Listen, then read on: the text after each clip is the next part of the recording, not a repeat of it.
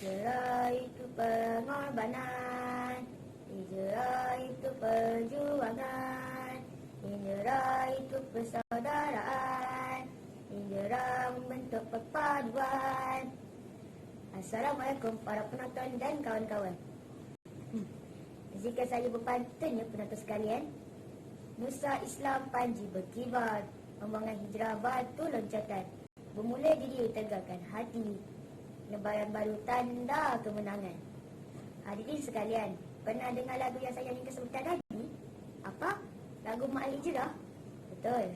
Dalam surah At-Taubah ayat 36, Allah berfirman, sesungguhnya jumlah bulan menurut Allah ialah 12 bulan, sebagaimana dalam ketetapan Allah pada waktu Dia menciptakan langit dan juga bumi. Susulan peristiwa hijrah menyaksikan takwin Islam mula diperkenalkan menjadi tunggak kehidupan Islam sebentar. Lalu pemisahan antara hak dan batil.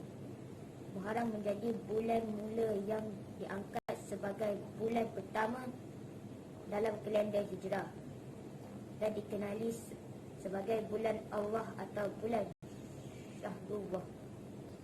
Lalu daripada kisah ini, bagaimana cara kita mengaplikasikannya menuju ke arah insan yang lebih baik? Jawapannya ada di sini. Pernahkah kawan-kawan berasa malas belajar dan hanya ingin bermain sepanjang hari? Kadang-kadang kita tidak mempunyai motivasi untuk menyembur ilmu sehingga mengabaikan reformasi diri. Jangan begitu teman-teman. Ingatlah tokoh Khalifah Ulum Saidina Umar bin Al-Khattab sentiasa menggunakan masa emasnya untuk berjihad demi kebaikan diri dan ummah. Allah Subhanahu Wa Taala berfirman dalam surah Yusuf ayat 87. Bismillahirrahmanirrahim. Wala tayassum min ruhillah. Artinya, jangan kamu berputus asa dari rahmat Allah. Dalam korang cetek, takkan sedalam ilmu dikejar. Hijrah ilmu pencetus intelek, tunas akal budi menjalar. Kawan-kawan pernah terfikir bagaimana takwin insan diperkenalkan? Siapa insan hebat yang bertanggungjawab menggerakkan musyawarah ummah bagi menentukan madu waktu Islam?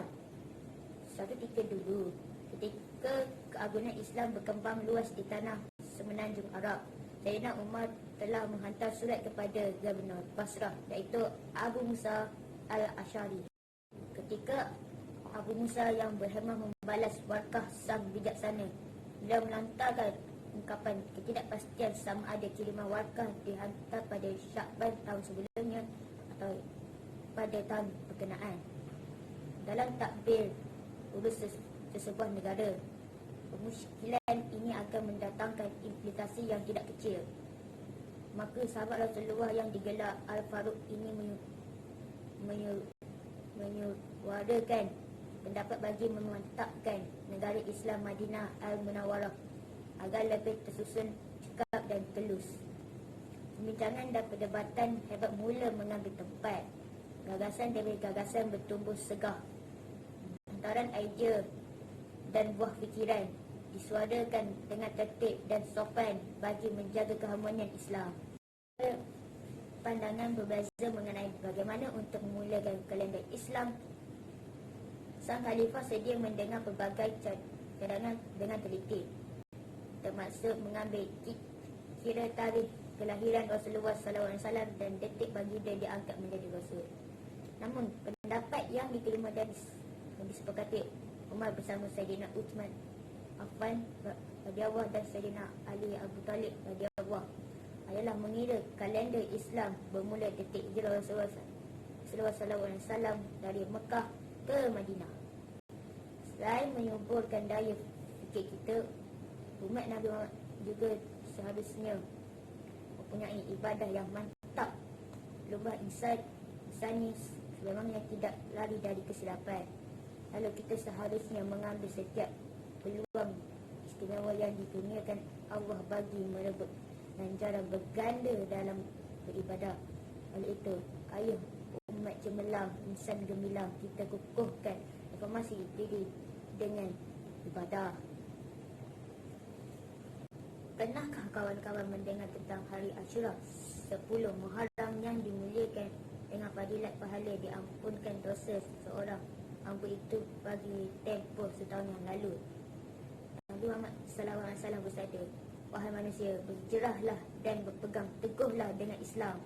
Ini adalah kerana selama jihad kekal, selama itulah hijrah keluar di jalan Allah SWT akan berkekalan.